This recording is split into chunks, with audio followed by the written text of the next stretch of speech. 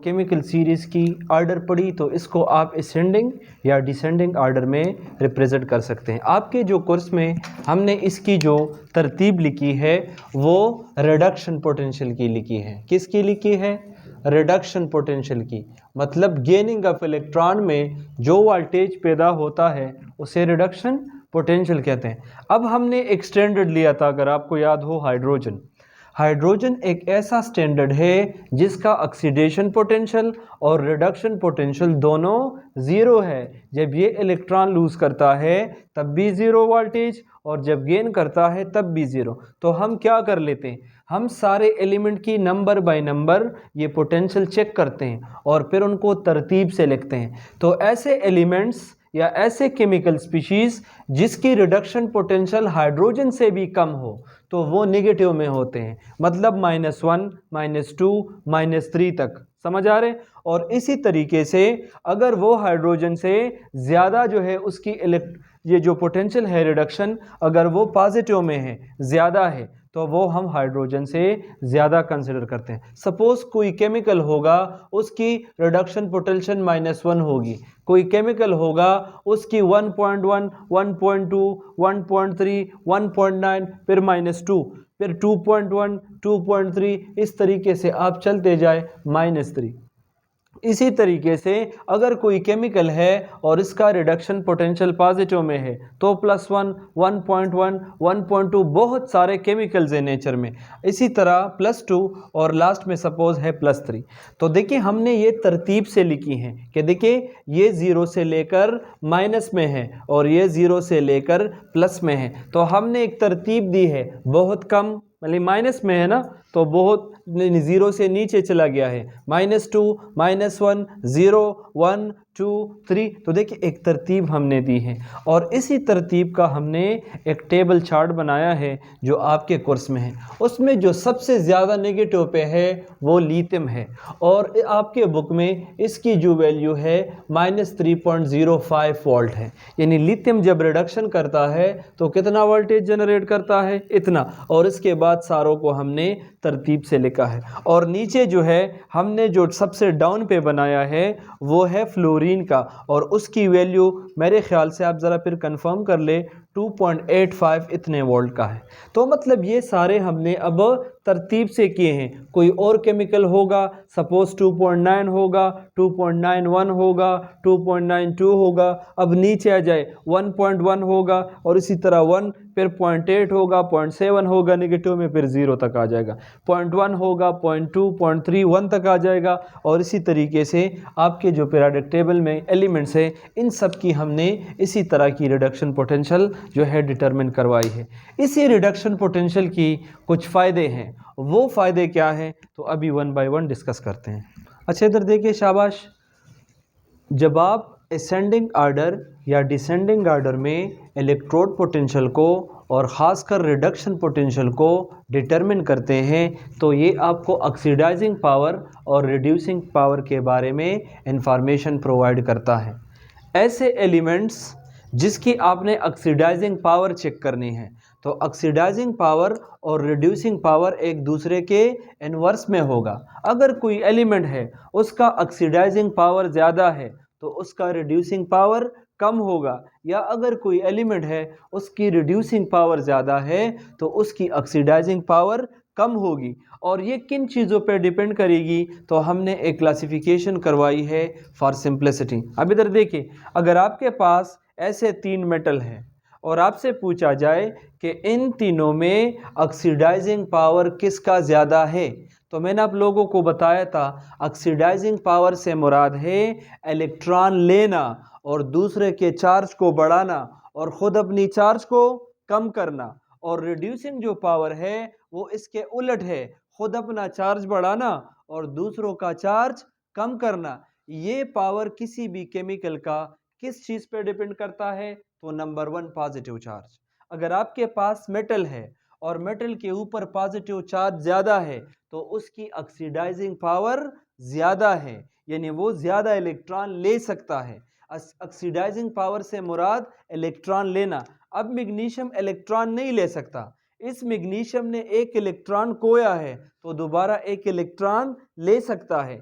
इस मैग्नीशियम ने 2 इलेक्ट्रॉन खोए हैं तो दोबारा 2 इलेक्ट्रॉन ले सकता है ना। तो इसकी जो ऑक्सीडाइजिंग पावर है वो सबसे ज़्यादा होगी, क्योंकि ऑक्सीडाइजिंग पावर पॉजिटिव चार्ज पे डिपेंड करती है। इससे मतलब एक्सेप्टेंस ऑफ इलेक्ट्रॉन पे डिपेंड करती है। मैग्नीशियम जब न्यूट्रल है, इसने कोई भी इलेक्ट्रॉन लूज नहीं किया, तो ये इलेक्ट्रॉन एक्सेप्ट नहीं करता। लेकिन मैग्नीशियम +1 ने किसी सोल्यूशन में इलेक्ट्रॉन लूज किया है तो ये एक इलेक्ट्रॉन गेन कर सकता है। तो इसके मुकाबले में इस +1 की इलेक्ट्रॉन लेने की एबिलिटी ज़्यादा है, तो इसके मुकाबले में इसका ऑक्सीडाइजिंग पावर ज़्यादा है। और इसने 2 इलेक्ट्रॉन लूज किए हैं तो ये वापस 2 इलेक्ट्रॉन ले सकता है। तो इसके मुकाबले में इसकी ऑक्सीडाइजिंग पावर क्या है? इसकी ऑक्सीडाइजिंग पावर ज़्यादा है। तो अगर कोई केमिकल है और उसको आप मैग्नीशियम के साथ ट्रीट करें और उस केमिकल को आपने ऑक्सीडाइज करना है, तो ये आसानी से उसको ऑक्सीडाइज नहीं कर पाएगा, मगर ये उसको आसानी के साथ ऑक्सीडाइज करवाएगा। उसका इलेक्ट्रॉन लेगा, खुद अपनी चार्ज कम करेगा। अगर ये एक इलेक्ट्रॉन लेगा तो ये मैग्नीशियम न्यूट्रल में चला जाएगा, और +2 वाला किसी और मटेरियल के 2 इलेक्ट्रॉन ले सकता है, उसके ऊपर 2 यूनिट चार्ज बढ़ा सकता है और ख़ुद अपना चार्ज क्या कर सकता है? कम कर सकता है। तो ये एक मुखलिस दोस्त हैं जो दूसरे की जो तकालीफ है उसको उठाता है और उसको राहत प्रोवाइड करता है।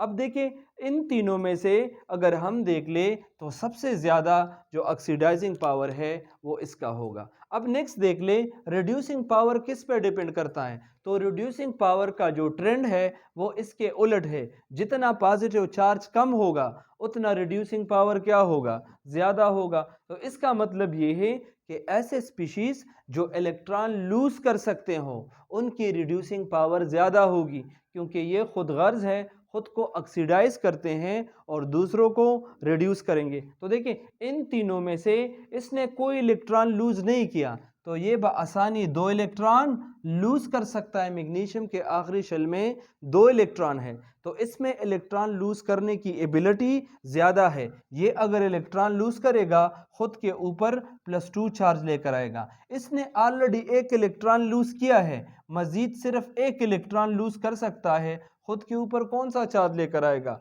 +1। और मैग्नीशियम +2 मजीद कोई इलेक्ट्रॉन लूज नहीं कर सकता, इसने ऑलरेडी 2 इलेक्ट्रॉन लूज किए हैं। तो ऐसा एटम जो सबसे ज़्यादा इलेक्ट्रॉन लूज कर सकता हो उसकी रिड्यूसिंग पावर सबसे ज़्यादा है, और ऐसा जो सबसे ज़्यादा इलेक्ट्रॉन एक्सेप्ट कर सकता है उसकी ऑक्सीडाइजिंग पावर ज़्यादा है। यानी ये दोनों एक दूसरे के अपोजिट ट्रेंड में है। इसमें कुछ टेक्निकल क्वेश्चंस है जो अभी करते हैं। जनरली इस कंसेप्ट को ज़्यादा एलाबोरेट करने के लिए आप ये मैंगनीज कंसिडर करें। इधर देखें, मैंगनीज के आखिरी शेल में जो डी ऑर्बिटल है उसको इंक्लूड करके, और बस आप इतना कहें कि इसके आखिरी शेल में 7 इलेक्ट्रॉन है। कितने इलेक्ट्रॉन है? 7।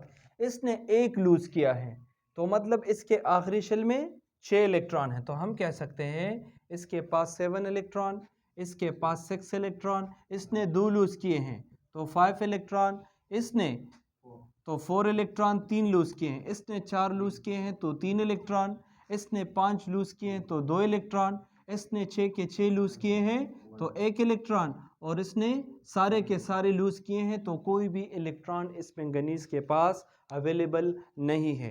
क्वेश्चन नंबर 1, कौन सा ज़्यादा स्ट्रॉन्ग ऑक्सीडाइजिंग एजेंट होगा? किसका सबसे ज़्यादा ऑक्सीडाइजिंग पावर होगा? तो ट्रिक मैंने आपको बताई है कि जिसका चार्ज ज़्यादा हो, जिसका ऑक्सीडेशन नंबर या स्टेट ज़्यादा हो, उसने बहुत सारे इलेक्ट्रॉन लूज किए हैं, तो मज़ीद कोई भी इलेक्ट्रॉन इसके पास अवेलेबल नहीं है कि ये इलेक्ट्रॉन को क्या करे? लूज़ करे। तो ये क्या कर सकता है? 1 इलेक्ट्रॉन अगर ये लूज़ करता है तो प्लस से गेन करता है तो +7 से +6 में आएगा। अगर 2 गेन करता है तो +7 से +5 में आएगा। अगर इस तरीके से 4, 3, 2 और 1, समझ आ रहे? और अगर सारे के सारे दोबारा गेन करेगा 0 में आएगा। तो इधर देखिए शाबाश, ये आपके पास 6 से लेकर 0 तक जो है इसकी इलेक्ट्रॉन लेने की एबिलिटी ज़्यादा है। ये क्या कर सकता है? ये 1 इलेक्ट्रॉन इसके पास ऑलरेडी 6 इलेक्ट्रॉन इसने लूज किए हैं और 1 इलेक्ट्रॉन इसका है, तो इसके मुकाबले में इसका ऑक्सीडेशन स्टेट +5 +4 +3 +2 +1 और 0 हो सकता है।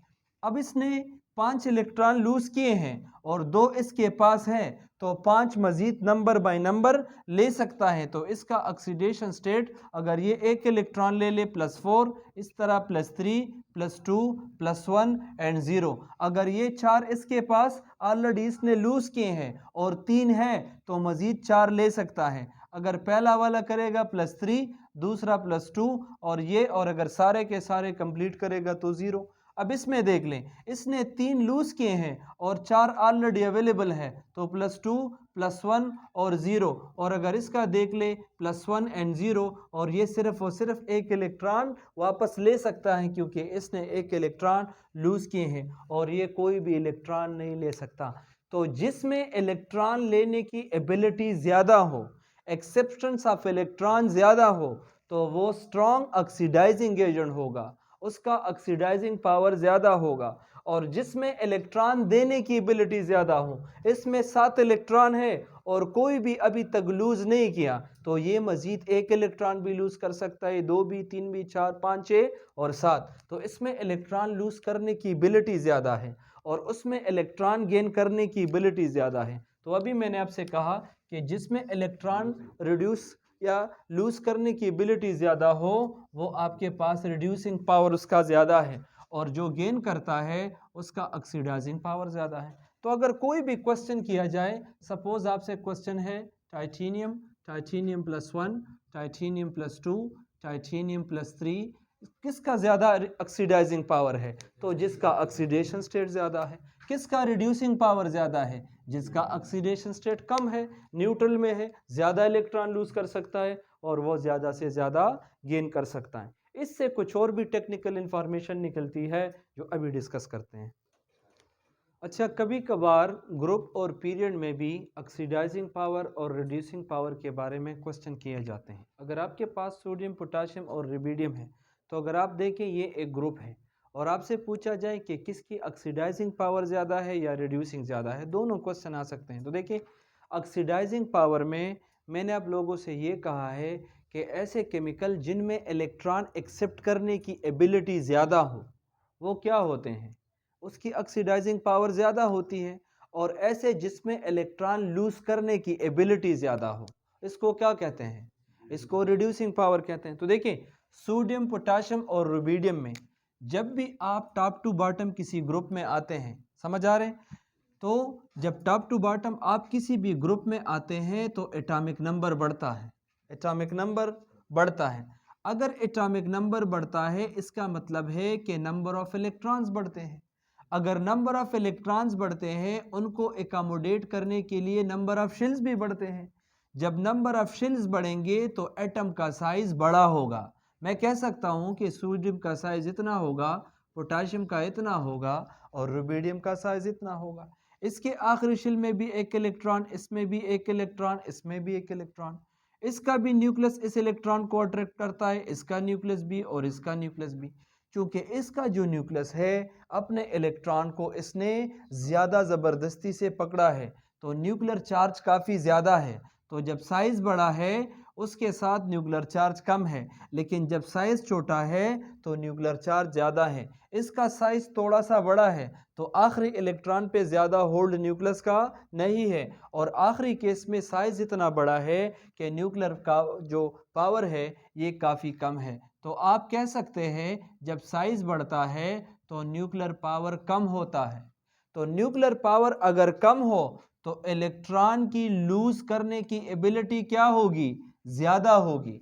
इन दो के मुकाबले में इसका न्यूक्लियर पावर कम है, तो ये आसानी के साथ इलेक्ट्रॉन लूज़ कर सकता है। ये थोड़ा सा मुश्किल और ये सबसे मुश्किल। और रिड्यूसिंग पावर में अभी हमने डिस्कस किया कि वो एक स्ट्रॉन्ग रिड्यूसिंग पावर है जो इजीली इलेक्ट्रॉन को रिलीज़ कर सकें, लूज़ कर सकें, और स्ट्रॉन्ग ऑक्सीडाइजिंग वो है जो गेन कर सकें। तो इन तीनों में आपके ख्याल से स्ट्रॉन्ग रिड्यूसिंग पावर किसका है, रुबिडियम का। वेल डन, ये आसानी के साथ इलेक्ट्रॉन लूज़ कर सकता है। अब इधर देखें, आपके पास सोडियम है, मैग्नीशियम है एंड एल्यूमिनियम है। अगर आप किसी पीरियड में जाते हैं तब आपके पास रिड्यूसिंग पावर सबसे ज़्यादा किसका होगा? What do you think? आपका क्या ख्याल है किसका ज़्यादा होगा? इसको डिस्कस करने से पहले भी आप ज़रा इधर आ जाए।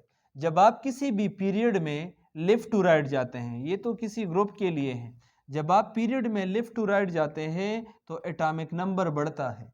एटॉमिक नंबर बढ़ने से नंबर ऑफ इलेक्ट्रॉन्स और प्रोटॉन्स दोनों बढ़ते हैं। जब नंबर ऑफ इलेक्ट्रॉन्स और प्रोटॉन बढ़ेंगे तो जब आप किसी पीरियड में जाते हैं तो number of shells remain same.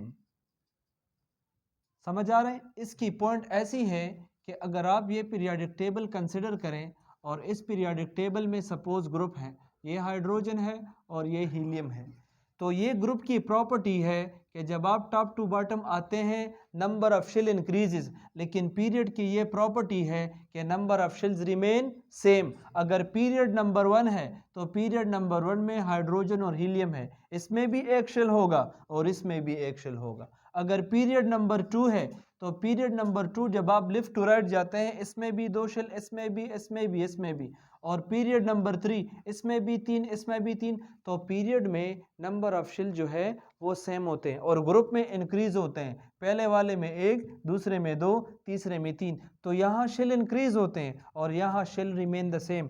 तो आप खुद अंदाज़ा करें, इधर देखें, खुद अंदाज़ा करें। आपके पास सोडियम है, उसका एटॉमिक नंबर 11 है, मैग्नीशियम का एटॉमिक नंबर 12 है और एल्यूमिनियम का एटॉमिक नंबर 13 है। तो आप खुद अंदाज़ा करें 11 इलेक्ट्रॉन और 11 प्रोटॉन एक दूसरे को अट्रैक्ट करते हैं। इधर 12 इलेक्ट्रॉन और 12 प्रोटॉन वो एक दूसरे को अट्रैक्ट करते हैं। समझ आ रहे हैं?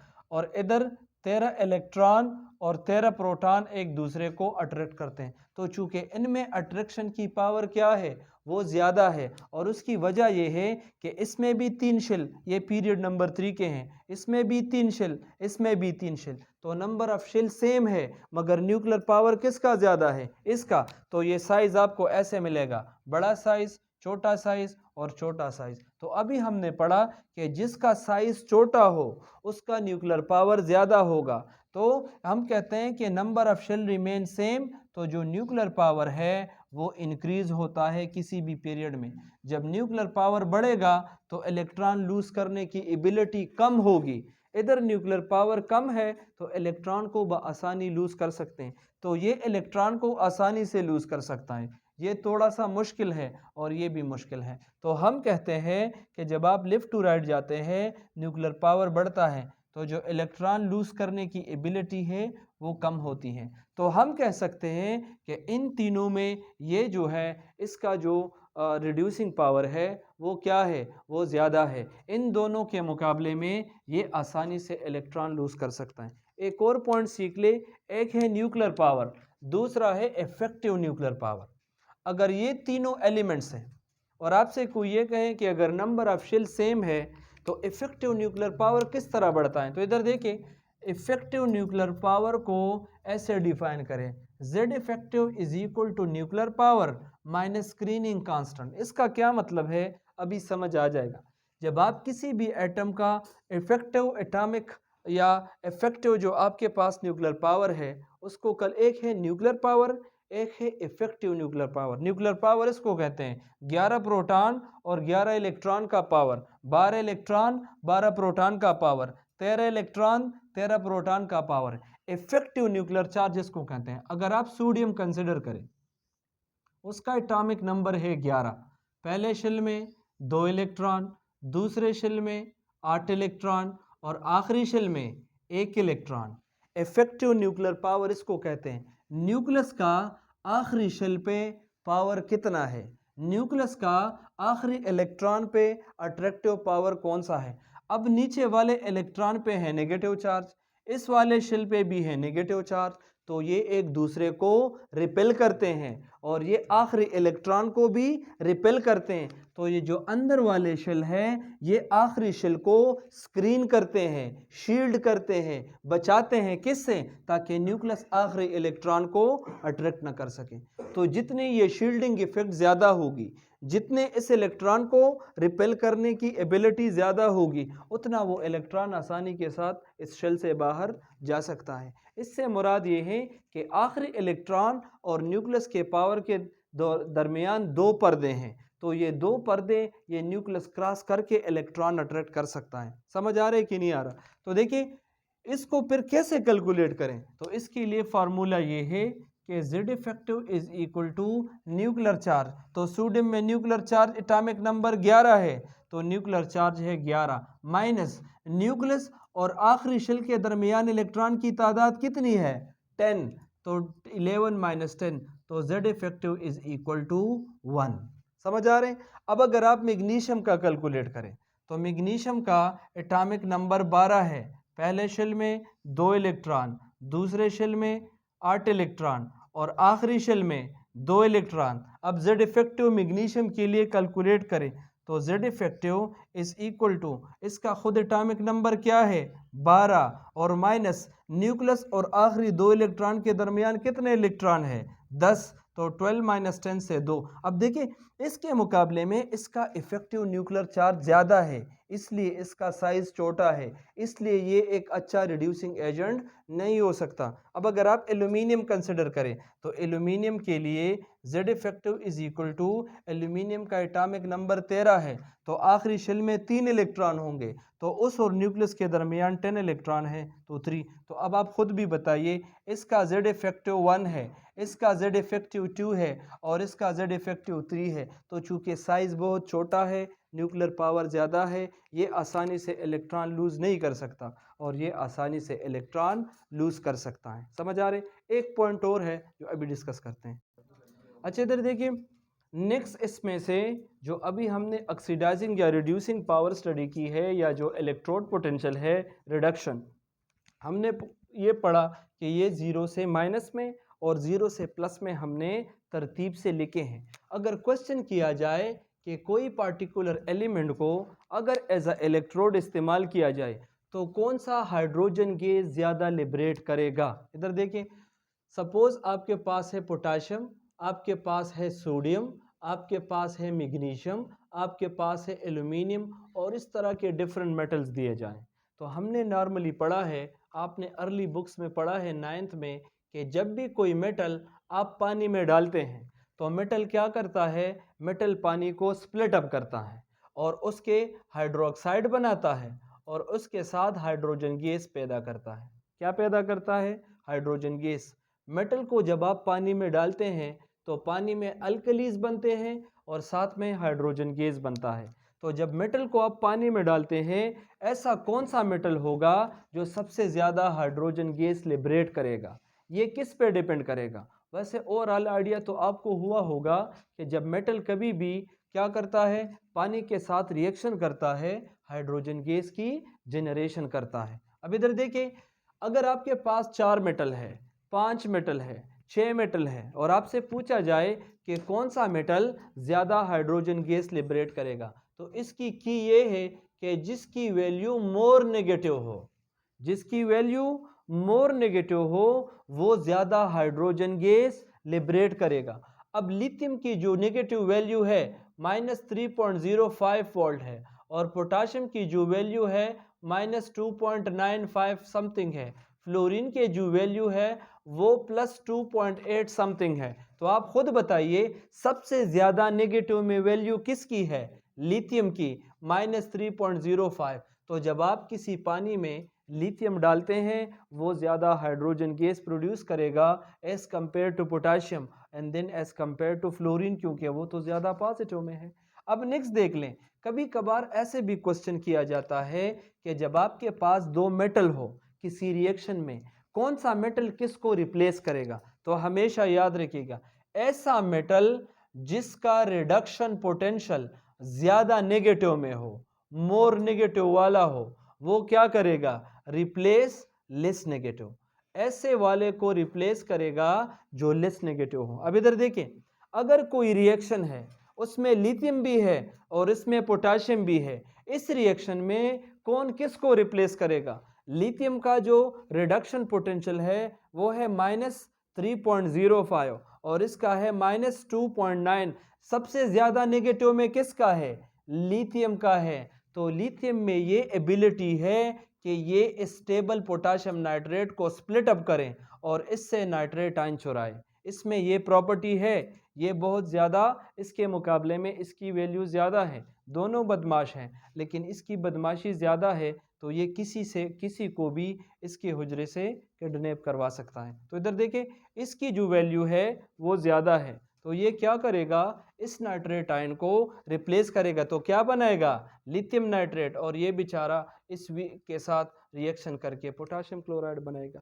तो ये क्यों, क्योंकि इसकी जो वैल्यू है रिडक्शन की वो काफ़ी नेगेटिव में ज़्यादा है। ये आसानी के साथ किसी वीक को रिप्लेस कर सकता है। इसका जो पावर है इसके मुकाबले में ज़्यादा है, तो ये किसी भी रिएक्शन में एक दूसरे को रिप्लेस कर सकते हैं। अगर क्वेश्चन ऐसे आ जाता है कि उनमें दो मेटल हो और एक की वैल्यू कम हो, तो कभी भी वो ऑप्शन पिक ना करें कि वो कमज़ोर वाला जो है ताकतवर को रिप्लेस करें। और ये हाइड्रोजन गैस क्यों रिलीज़ होता है, ये इंशाल्लाह आगे जाके पढ़ेंगे। एनी क्वेश्चन सो फार? बस आज के लिए फिर इतना काफ़ी है।